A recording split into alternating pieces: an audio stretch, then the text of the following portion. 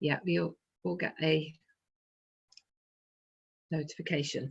Great, so welcome everyone. Good morning, Croeso, Borodar.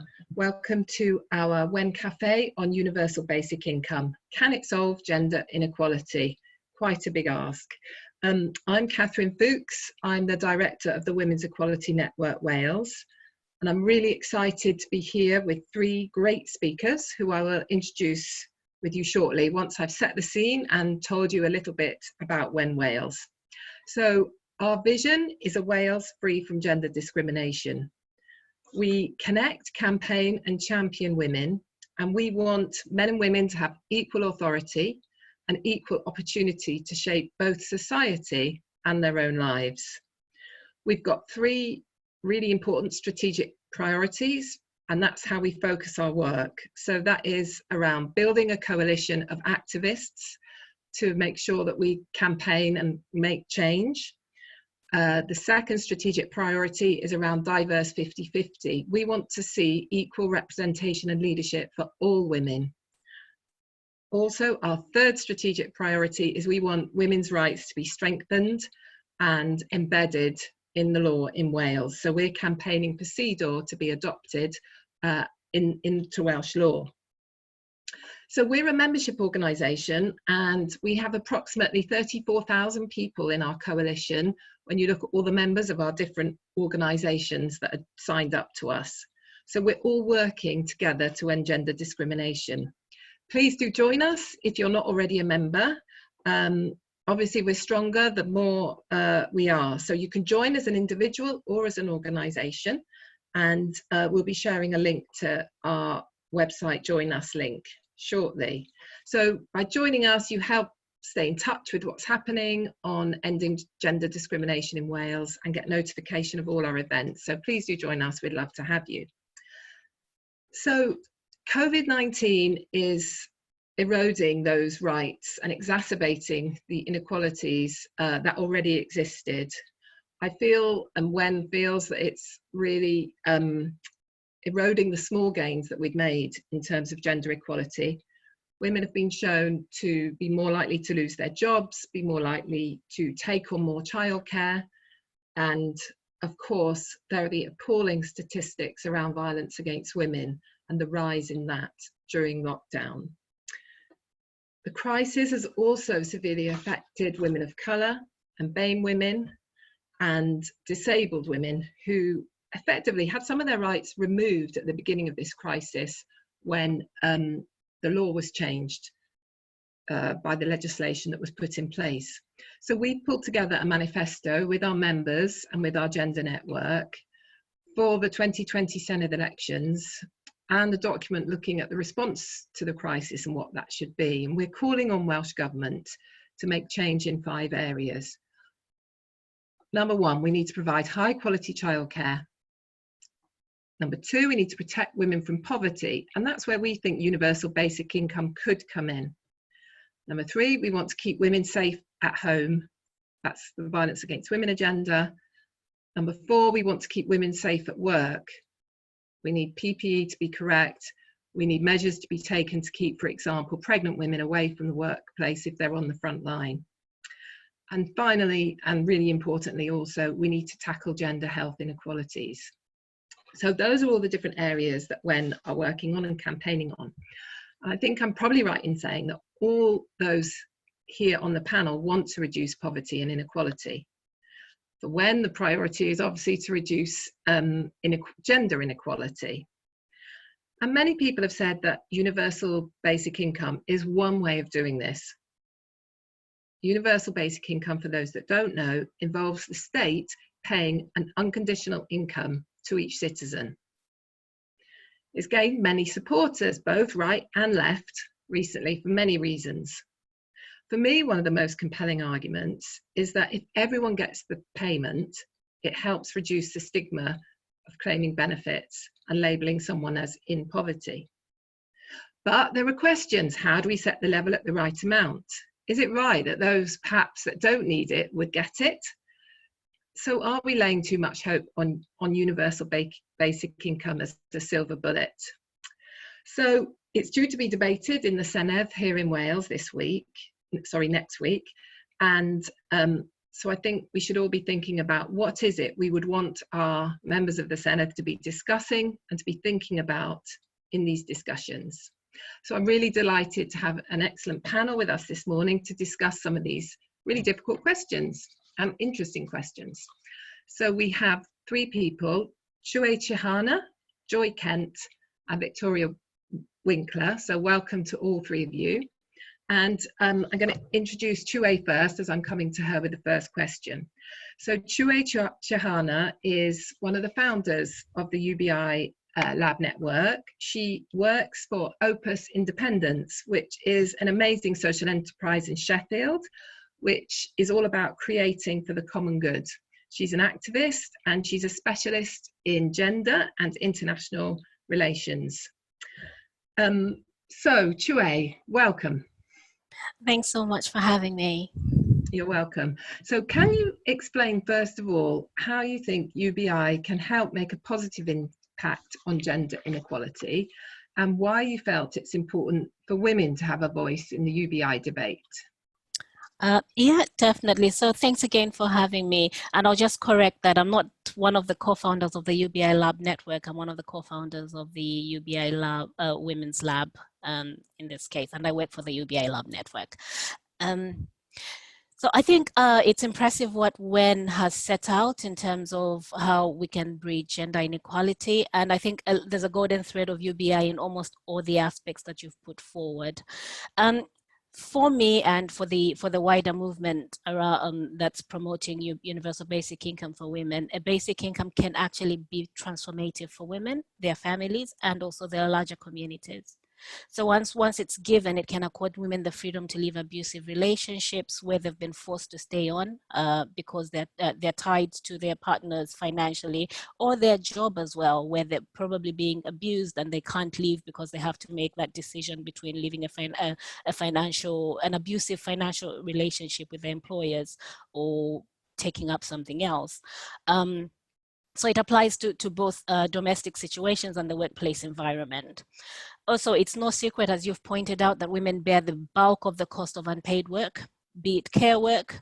And I agree with the school of thought as well that says there shouldn't be a price tag on caring for people we love, but also at the same time, a universal basic income is an argument, it would argue for the case that you shouldn't have to not be able to care for those that you love. And so when you have a universal basic income, at least you're able to do that. You're able to give the love and support that your vulnerable children or your any vulnerable adults in your household need, so you can give love in that way. Just because of that financial security base. Also, you could also argue for the fact that having a universal basic income would enable you to upskill if you need to go back into academics if you need to. And as we've seen in some of the cases that we might talk about a bit later, some women have been empowered enough to do some startups because they have been empowered with a universal basic income. We've seen the current situation with the COVID-19 case and how different communities have been impacted and women have come off worse off.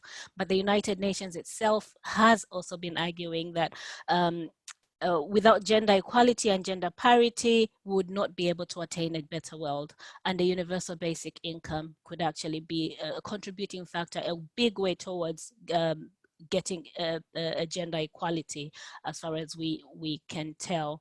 Once women are economically empowered, then you're almost guaranteed that the rest of the community will be lifted up with those women. Then the last thing you asked me was on having a voice. Why is it important? Well, women are already worse off financially, and it's imperative that any kind of policy decisions that are being made, any kind of shift in terms of income and any possibilities that are there, women should put their lived experiences forward, and they should be able to speak for themselves because they've been spoken for a very long time. And I'll leave it there for now. That's really interesting. Thank you, Tchiyeiwe. Yeah, I see what you mean about the golden thread. It runs through all our work, because if it does enable people to leave an abusive relationship, for example, that's an incredibly positive thing. So we'll come back to you, later, Tchiyeiwe. But Joy, I'd like to turn to Joy Kent now, who set up her own business in January 2017 to help individuals, teams and organisations build on their strengths and personal goals. Prior to this, many of you will know Joy as Chief Executive of Qualiteg, and she is now a trustee of WEN Wales, for which we're really grateful. And she's also chair of the Cynon Community Housing Group. She's also a fellow of the RSA. So Joy, welcome. It's lovely to have you here. Can you explain, I know you've also, the other thing is you've been involved in Reset Cymru. So I'd love you to explain what Reset Cymru is, how you came to be involved, and how you think UBI can address some of those inequalities that are becoming more entrenched. Thanks, Catherine. Yes, so, well, thanks for the invite. Just in case the dog starts barking, I apologise now. So there might be some background sound effects. Yeah, well, obviously, Tchiyeiwe's covered a lot of the key reasons, I think, obviously for women, but I think you can sort of broaden that out, and that all those benefits obviously are benefits for the community, as we know that when you empower women, you empower communities as well.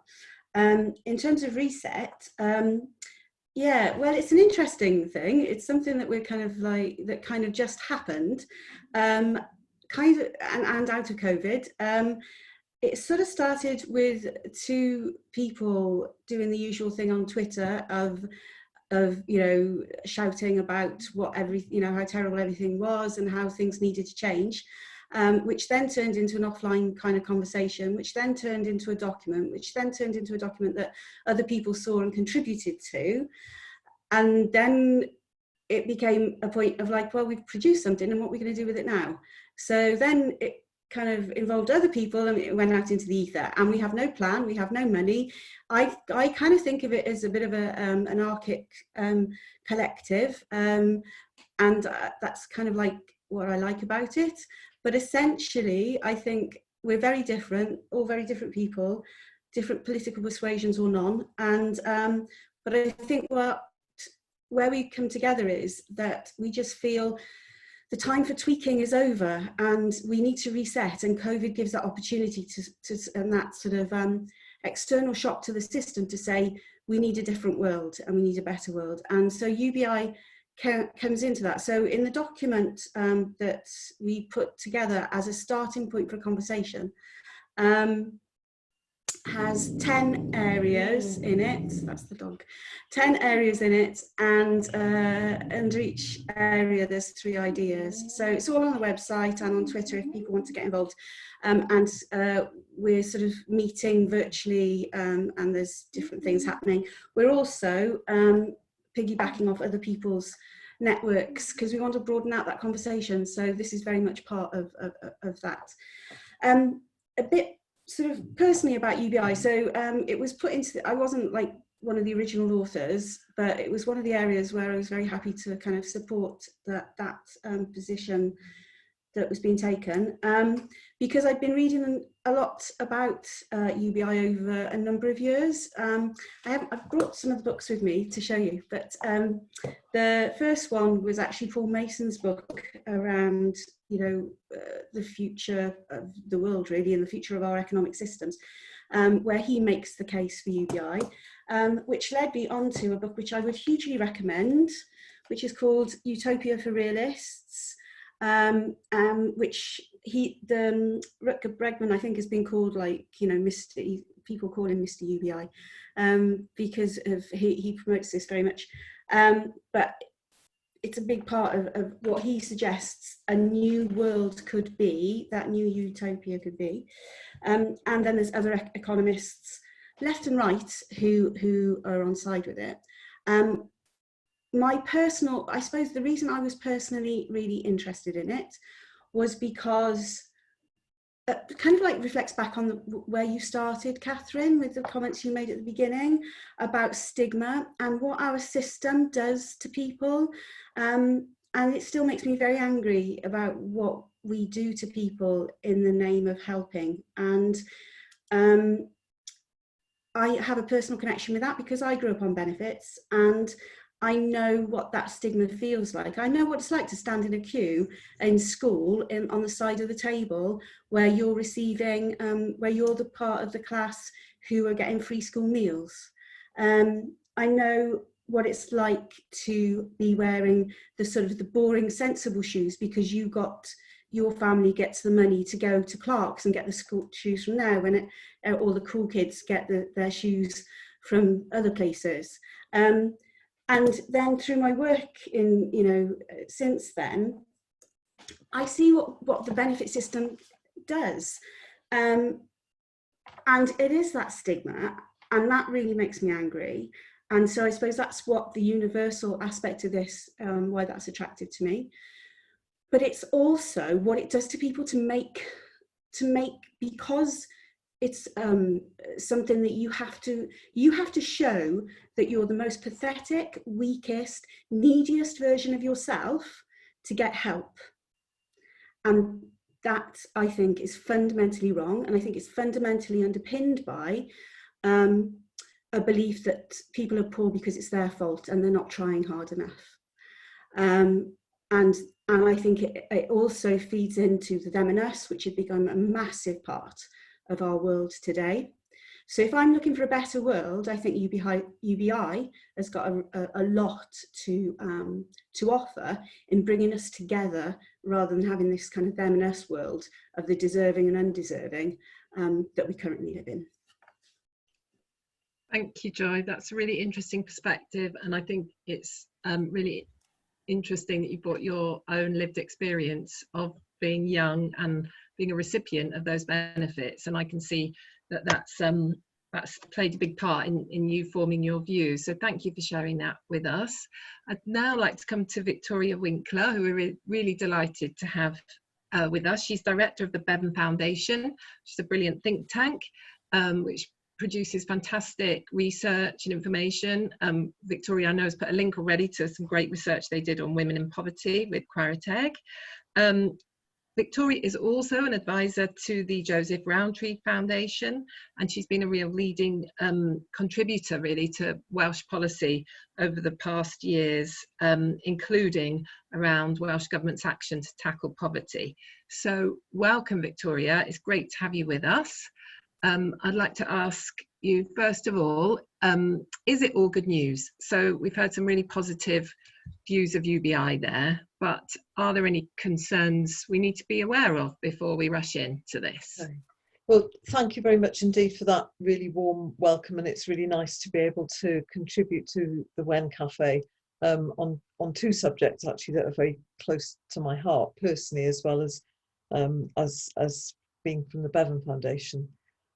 I think the principle of everybody having enough to live on and having that without stigma is absolutely key. And the idea of universalism is something that the Bevan Foundation really supports. We actually have some of the building blocks of a universal basic income already in our social security system.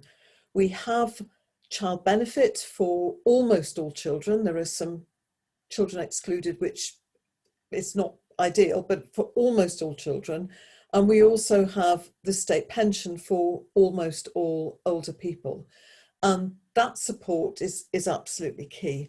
We also have a system of support for a substantial number of people of working age.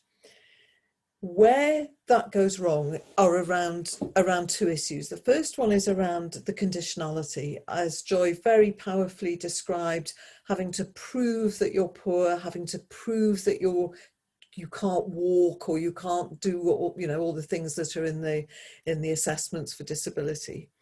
So the conditionality is a real problem, and the other real problem is around the value of benefits. The single rate for a job seeker is below the threshold at which people are defined as destitute. And I think what thinking about UBI does is give us a chance to design a much better system that designs out some of those problems.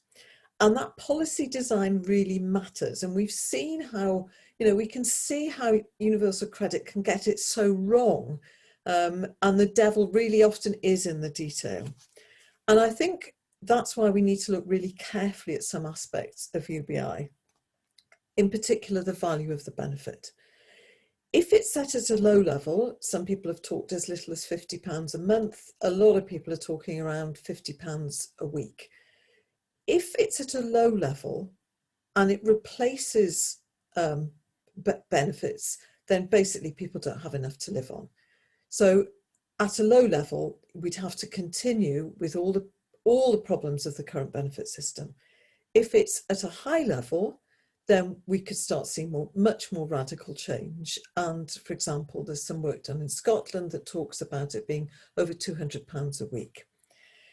But unless we get that policy design right in terms of the value of the benefit, we can start to have some really unexpected and undesirable consequences. So we need to be really careful what we wish for. If UBI is set at a low level and it replaces the current benefit system, we would actually see an increase in poverty. And I'm sure that's not what any of us want who are in this cafe today. If we set it at a higher level, there are real risks around gender inequality. Because women's earnings from the labour market are relatively low, and because women bear the main responsibility for caring, there's a real risk that the gender division of labour would increase, and for many women it would not be worth their while engaging in the labour market, and they would therefore be reliant on the UBI while their partners or people with higher earnings carried on in the labour market with all the negative consequences. And there are also risks that at a very high level, UBI would be so costly that other services would be cut. And women, we know, rely more on the health service, rely on childcare. And as we've seen, when education stops, they pick up the burden of homeschooling as well. So while the principle is really welcome, that policy design is absolutely key. And we need to get that right, otherwise there could be all kinds of consequences that we don't expect. So I hope that's a kind of perhaps a not welcome, but an important note of caution. Yeah, that's good. That's good to hear a different view, and the fact that we need to design the policy very carefully. I wonder, Tchiyeiwe, if you'd like to come back on any of the points that Victoria raised around the fact that it could exacerbate gender inequality. Absolutely, and thanks a lot, Victoria, for bringing out quite some pertinent points. What we have been doing in the UBI Lab network is we've partnered with UBI and a disability group to look at what we're calling a universal basic income plus. So that factors in all the possible traps that people could fall through in the way of, if you get a universal basic income, it's actually putting you into further poverty. I'll just put the link in the chat now, just for those. So it's a working document as well at the moment, and we're consulting, so we're very aware that those are possible things that could happen. When it comes to accessing a universal basic income, and you talked about higher earners, the universal basic income in the current context, the way we were proposing for it to be is, it would work the way the NHS works. So everybody who needs it is able to access it.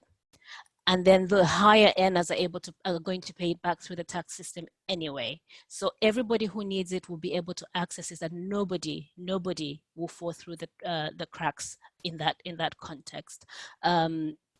What if, for example, the universal credit system at the moment has left a lot of people out of the system.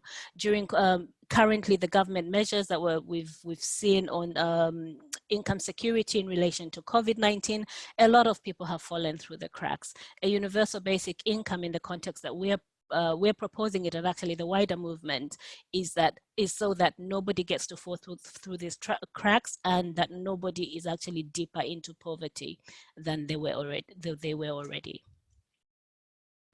Thank you, Tchiyeiwe. And I wanted to ask as well, any of the panel, if you have any examples of case studies of where this has actually worked, and where, because one of the things I've read in my research is that it can increase entrepreneurialism and amongst women, and encourage them to start their own businesses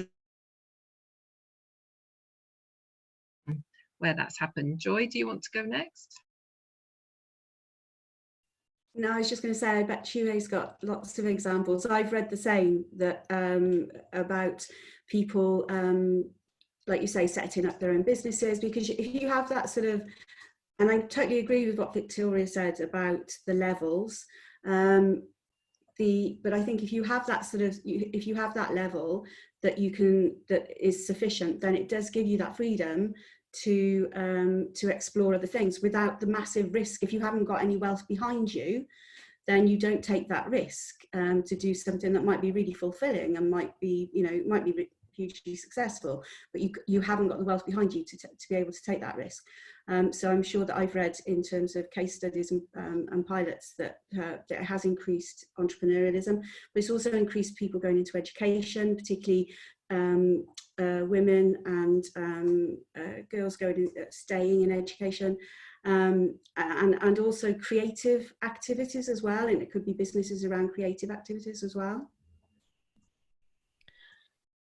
Yeah, I can add to that as well, Joy. Thanks. In India, between 2016 and 17, I have to get that right, but it's between 2017, the Self-Employed Women's Association took the initiative to set up 2 basic income experiments in different parts of India. And what amongst the many positive outcomes of that was that women who were engaged in family businesses for no pay at all, they became enterprising themselves and actually started their own startups from the universal because of the universal basic income that they received, and they were freer to participate in basic income activities. And then we also saw that women from rich families in India who had initially rejected the idea of receiving a universal basic income, they came forward to have their own money after 2 months, and they too invested in their own strands of businesses, or at least a startup of some sort. So we have seen it working. I have also heard of Kenyan women as well. There's a small pilot that was done in Kenya in recent years. I think that is actually still ongoing at the moment. And one of the unexpected consequences of that, apart from the fact that more women decided to take on work that received the universal basic income, more women were able to send their children to school, they too were able to run some kind of business of sorts. So we have seen that that is a consequence, not necessarily something that was intended, but that is actually happening. Could I come in, Victoria? I think we need to be really careful when we look at some of the examples from elsewhere in the world, because a lot of those examples operate in a very different context. And in particular, they are from countries that don't have the kind of social security system that we already have. So, for example, the Utopia for Realists book that Joy mentioned in that chapter on poverty, the assumption is that the alternative to a UBI is having absolutely nothing, because that's the system in the States. So I think while I'm a big advocate of learning from elsewhere, I think we have to be clear about the context, and also be clear that the gender relationships are comparable as well. So I don't know of anything comparable that says it fosters entrepreneurialism, particularly amongst women, but if it does, then that's great. I can actually speak a little bit to that. So thanks a lot for raising that, Victoria. So one of the other examples that I could provide right now is an ongoing pilot that's going on in Minnesota in the United States. And this one is targeted directly at women who are in social housing and they're on welfare within the US. It's not the United Kingdom, but you can draw some parallels in terms of the welfare system that exists there. And what we have actually seen with that one is the women have been able to make a decision about moving out of social housing into into private accommodation, that they can afford something that is suitable for them and what they wanted. So this particular pilot is targeted at African American women who are mothers, single mothers, and some of them have actually used some of that income, some of their basic income, to start up small businesses. So crafts, using their crafts and actually selling that. So there's a small shift in that, but they're going on to the second phase now, because those were again unintended consequences of it, and because they've seen that that is something that's happening, that's one of the things that they're going to be looking at closely. So it's not necessarily the UK, but there are some consequences like that that are being seen, and we could probably draw a little bit from that. I have a question, Victoria. I know you've also done some work looking at how, obviously UBI is one of the suite of policy measures that is a possibility in the future, but in the meantime, we need, of course, to think about the here and now and how we can quickly improve things. Is there anything that could be done that we should be pressing the Westminster government to do ASAP on universal credit, reworking that so we can reduce inequality and specifically, support an end to gender discrimination? Absolutely, Catherine. I mean, we are facing a huge crisis. Thousands of women have already lost their jobs in Wales. There are 190,000 people on furlough at the moment, who we strongly suspect will actually end up out of work rather than moving into the new job support scheme. So this is a now problem. This isn't something for a couple of years. And we think universal credit could be made much stronger, and that there are things that the Welsh Government could do right now. So paying payments to the person of choice in the household rather than having to choose who gets all of it. So splitting payments and having flexibility about the frequency. Increasing the value of universal credit. I mean, the Chancellor put in an extra 20 quid a week for job seekers, which is great, but that needs to be extended to people who are in other roles, including carers allowance, and the housing allowance increased as well. There can be changes to the work taper that make it more rewarding to have a paid job, and changes to the arrangements for second earners, who, as we know, are very often women. So those things can be done very quickly right now within the current system. The Welsh Government could do things like changing eligibility for free school meals. It could enhance the discretionary assistance fund, as it's currently called. We're calling for it to be changed. And it could change arrangements for young learners in further education as well, a lot of whom are women. So there are really practical things that could be done now. And we have a choice at the end of the day. There isn't, although Rishi Sunak seems to have found the magic money tree, at least temporarily, that's not going to carry on flowering forever. And when funds are limited, we have choices about how those are spent. And we feel very strongly, with already a quarter of the population in poverty, queues around the block for food banks, then the choices are, where do you put that money? And right now, I think my bang for the buck would go on some major changes to universal credit. And I think we just keep banging on about that. Okay, thank you, Victoria. I want to come now to Lydia Godden, who's on the call. She helped found, I think, the UBI Women's Network. She was a bit frustrated that every time she heard someone talking about universal basic income, it was a male voice. So Lydia, welcome. I know you want to say something. Yeah, hi everyone. Thanks for this event as well. It's a great opportunity to talk about UBI from a woman's perspective, because as Catherine's just said, I got involved in the UBI Lab Network youth movement, myself and another woman, Chloe, who's also within UBI Lab Women, and we sort of would make a point about how it would really help young women. And every time we did, the men were like really impressed with our points, but just had never heard that point be raised before. And they were fairly straightforward women's issues, but obviously to them, they didn't think about it from that perspective. And so at that point, the major issue within like sort of basic income discussion was automation and stealing men's jobs. It was never about women's jobs, it was mostly men's. And we sort of were sat there thinking there's also grave threats to, to women, and UBI could be a possible help to women in financially coercive relationships. And when we started to have these like discussions, the men were really like sort of not impressed, but taken aback that UBI could have such a drastic impact on women's lives. And so I think then I got in touch with Tchiyeiwe, who also was really passionate about setting up a women's lab. And that's sort of where it came from then, because if the basic income movement doesn't have women's rights and women's voices at the heart of it, then it will always fail. And if a UBI isn't put in place with a gendered perspective, it will fail. Like the current universal credit system, you know, it doesn't help women as much as it could.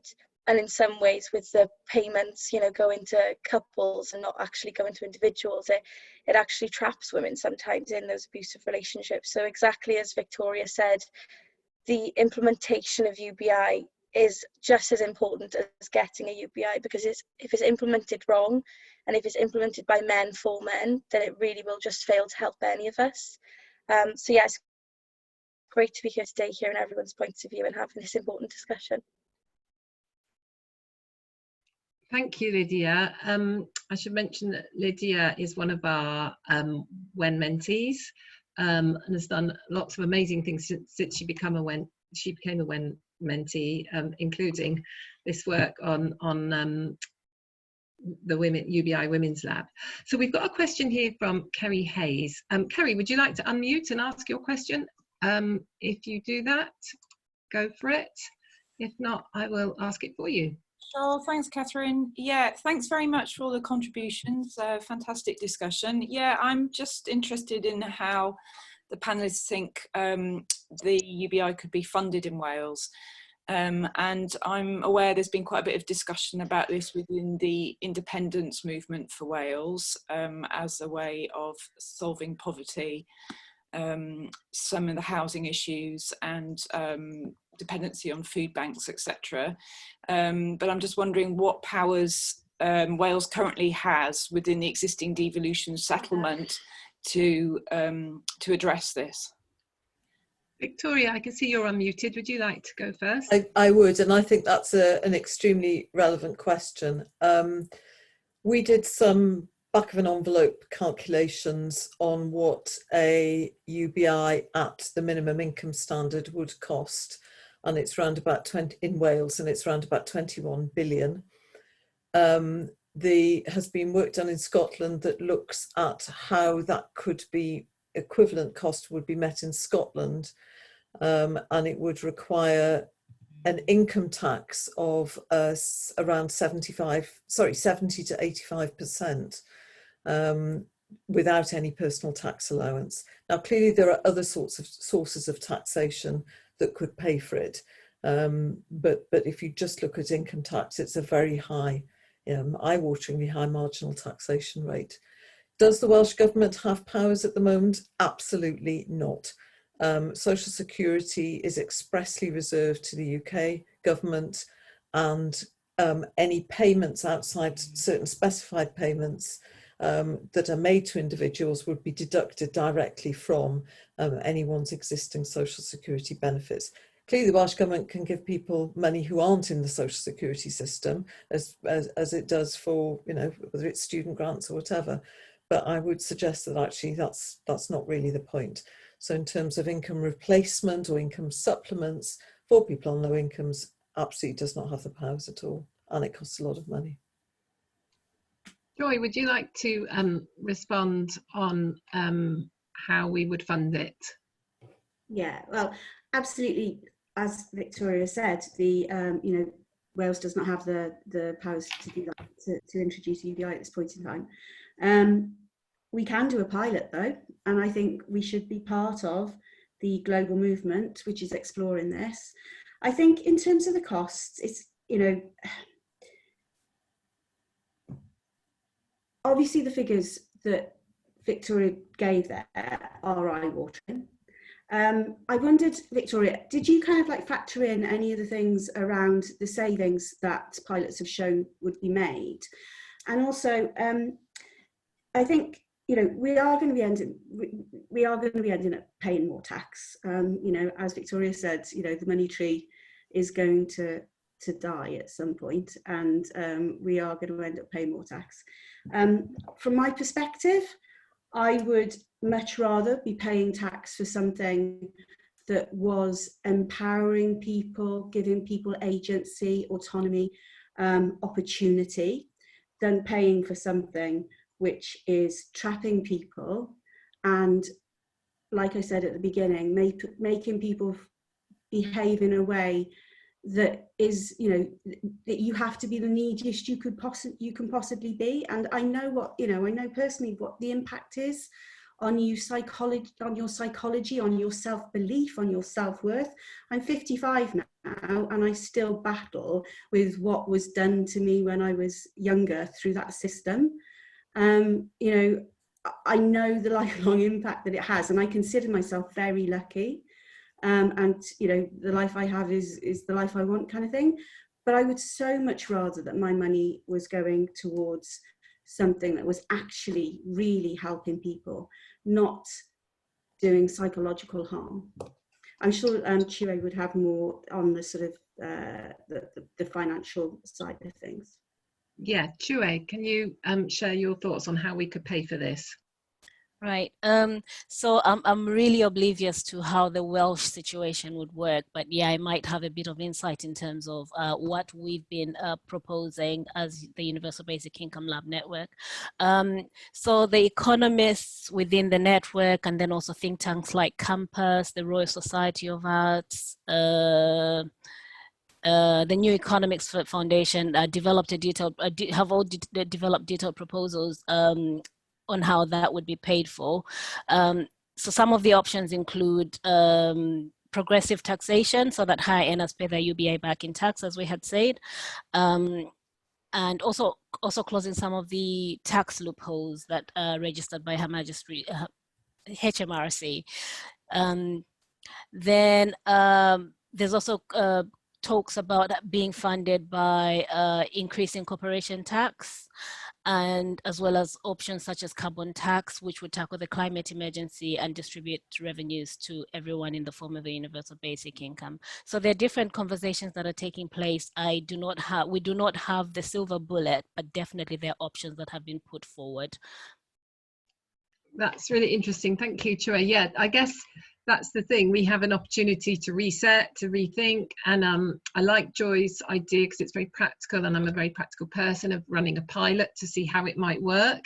That makes complete sense to me. I've had a question asked on the chat, which is about why is that? It's really interesting since the crisis. There's been, especially in Wales, real cross-party political support for this from different political parties. Has anyone got any comments they'd like to make on why that is? I can come in on that. I think it's one of those things. There are some things in policy where sort of left and right will never agree, and there are other things sometimes where it's attractive to people with different takes on the world and how the world could be improved. So, for example, co-ops get support from left and right. Social enterprise gets support from left and right. And UBI, if you look at the history of it, you know, there's been as many right-wing proponents as there has been left-wing. There's also been as many people who don't like the concept from left and right, and I do find that sort of, I find it fascinating, but I also think, as I do, I guess, with co-ops and social enterprise, I hope that that's actually a positive, because if people can see positives in it from different perspectives, I feel that that means that it could potentially be acceptable to a broader range of people and has more possibility that it could happen. Could I come in there, Catherine? I think one of the reasons why the concept gets support from different places is that the concept can be made into what you want it to be. So if your agenda is actually to reduce state pensions and to reduce and you could be in favour of quite a low UBI. Equally, if you want to shift more of our public goods and services into a market, then the way that you do that is to give people the money in order to buy those services that we currently access in the UK free of charge. So I think, you know,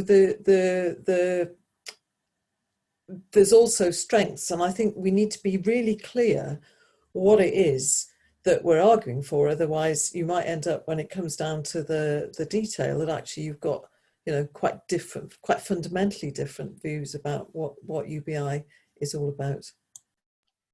Okay, thanks Victoria and Joy. I'd like to ask Jan to unmute. Jan Bell has a question. Hi, I've got about 1 million questions going around in my head actually, so I'm not quite sure how I'm going to home in on it, but it's interesting, and I'm certainly no expert in this area, but my day job is a head of support and I work with homelessness basically. My day started yesterday with my support workers on Facebook having this debate about child poverty, use of food banks, and getting really angry. They're working with this every day, so poverty is a big issue for us, I guess, generally. So I was just wondering on like thoughts about how would UBI be set. I mean, it might cost more to live in one area of Wales than another. How does it link with the living wage as well? I mean, skeptics might say that it might put people off getting a job. You know, that's some of the sort of negative feedback you might get, I guess, which doesn't seem fair because it obviously releases people to do caring responsibilities and do lots of other things. So just your thoughts around that, please, ladies. Thank you very much. Tchiyeiwe, we'll come to you first. Yeah, very important questions. Thanks a lot, Jan. I can speak a bit to the concept, the notion that people would be discouraged from taking up a job. In all trials that I have, no pilots that I have come across so far, it's actually done the opposite. And more recently in Finland, the results came out about 2-3 months ago. It actually incentivizes people to look for work. Also, it's got positive benefits for your mental health. It reduces debt. So there were those types of findings. There was something else I wanted to address that you asked. You asked about homelessness. So with the UBI Lab network, we actually take into account all these non-geographic issues and say, what about homelessness? What about women, like we have done? And we're currently looking at setting up a UBI lab that will specifically look at homelessness, so we could actually talk about this. But we are advocating for a UBI that will not make anybody worse off. And so if you've got certain benefits, for example, disability ones, you get a top up. As you will see from the UBI Plus document that I've posted in the chat. That's our current proposal. Again, like Victoria said, it's different voices come to the table and speak about what their interests are, but we have to make sure that non-geographic issues such as this particular group of people, for example, could be disadvantaged, are included in what we develop. We've also got a cross-party parliamentary group that was launched last week that's also looking specifically at things like that, different conversations, so that we can influence policy in a way that doesn't disadvantage anybody. Thanks. Thank you, Tchiyeiwe. Does anyone else want to come back on that point, Victoria or Joy? I think the question of how a UBI copes with additional costs is actually really important. I mean, housing costs vary massively even within Wales, let alone within the UK. And we know that disabled people often have higher costs of living as well. So there is a concept around, and it was mentioned at the beginning, around some sort of supplement for people in particular circumstances. But it seems to me that as soon as you start having, top-up benefits or additional benefits, you're actually going down the road of designing a version of universal credit. So I think, I mean, it is problematic. The impact on going to work, on employment rates and on wage rates, there are different views on that. Certainly one study I was looking at the other day found that In fact, women are less likely to go to engage in the labour market in a UBI situation, and men, if anything, are slightly incentivised to do that. But wage rates, I don't know that I'm not aware of anything that's begun to look at wage rates. Some people argue that because fewer people will be looking for work, it will push wage rates up, so employers would have to pay more. Other people have argued the opposite, because people already have a core income, so they're just looking for pocket money. But I'm not aware of any evidence on that at the moment. I had a point actually about the fact that universal credit can be a disincentive to look for work and to do any working hours, because once you go over a certain ceiling, you lose your benefit. So I think in some of the case studies that I've seen, it has encouraged people to look for more work. But yeah, I think as you said, I think really what it's interesting. There are different views in the room, and I'm sure there are amongst our audience too. But I think what's interesting is it probably, I think probably everyone could agree that it deserves looking at, and that a pilot would be great, because then we could see what works and doesn't work. And just to introduce a massive new policy overnight, I don't think anybody's suggesting that, but I think a pilot project is a really great idea. That gives me kind of great point to move into my final question to our three panellists, which is, if you were First Minister, what is the one thing that you would do that you think could really deliver on ending gender inequality, or sorry, putting it the other way, delivering gender equality? Would it be UBI or would it be something else? I'll come to Joy first. Thank you. Well, sort of as we said, Wales doesn't have the powers to introduce a UBI anyway at the moment. Can I just say though, on that point about work, you're absolutely right on universal credit. The research is there that shows that for a lot of women it hasn't done what we were told it would do. And obviously the point made earlier about it going to one person, that Victoria said about that, to the lead person in the household, is disgusting and sets women back to the 1800s. I think for me, one of the biggest things about UBI is that you can work and you don't lose benefits, and you don't lose an income. Whereas we know that if you're in receipt of most work-related benefits, you can't increase, and that's a massive barrier for anybody to try something new, to take a risk. Because if you haven't got that wealth behind you, why would you give up something that, okay, is not a lot but it's coming in? You can't take that risk, especially when you look at the delays and everything that people have. So I just wanted to kind of add that to the mix. In relation to your question, I absolutely don't think there is a silver bullet. I don't, everything's got to be part of something else.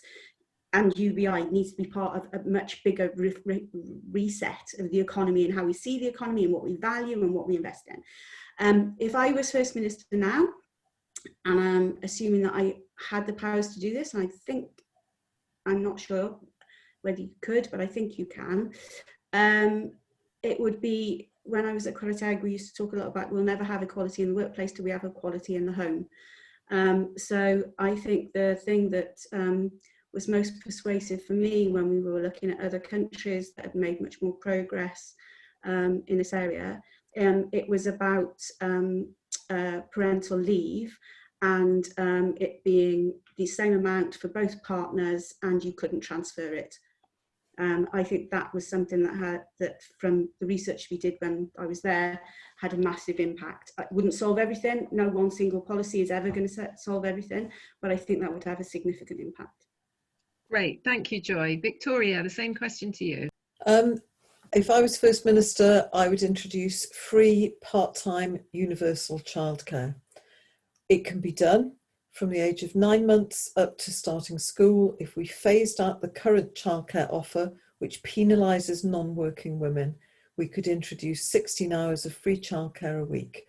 We could then make wraparound care for school-aged children part of the deal, so that all schools provided breakfast clubs and provided enough places, and we could have after-school provision as well. and there should be provision in the school holidays. At the moment, we have an incredible patchwork of free provision and eye-wateringly expensive provision for people who can pay. I think that would transform, we know that would transform women's lives and really start to put things back on an equal footing, and it's affordable as well. Brilliant. That's two fantastic ideas there. Tchiyeiwe, I'm going to give you the last word. What would you do if you were First Minister of our country? Or in fact, we could say, as you were based in England, what would you do if you were Prime Minister? So in the context of universal basic income, I would say we have looked at all the, we have had the opportunity for people to have some kind of financial security, and most of them are failing a lot of people. So I would say we should trial a UBI, because at the moment the evidence is pointing to possibilities that it could actually bridge gender inequality. I would encourage a trial, test it and see at the very least. So I think that's where I would stand. Great, thank you so much. I'd like to say a huge thank you to our panellists. It's been really thought-provoking. I've learned an awful lot. I know we will continue to discuss this policy area and these ideas. I think the ideas around parental leave, about universal free part-time childcare for all from 9 months, that's absolutely something we support. And Tchiyeiwe's idea of a pilot, definitely also, I think it could really move us forward. So thank you, Victoria, Tchiyeiwe and Joy, you've been brilliant. Thank you to our audience. Can I just say, please don't forget to join WEN Wales if you're not a member. Also, please do the our evaluation, which I believe Megan is going to post in the chat now. And if she doesn't, we'll be circulating the evaluation with our email with the link, so you can watch this back, and a summary of the event. So thank you so much, everyone. Have a fantastic rest of the day, and we'll definitely be talking more about UBI as a policy solution. So thank you. Diolch yn fawr. Bye-bye.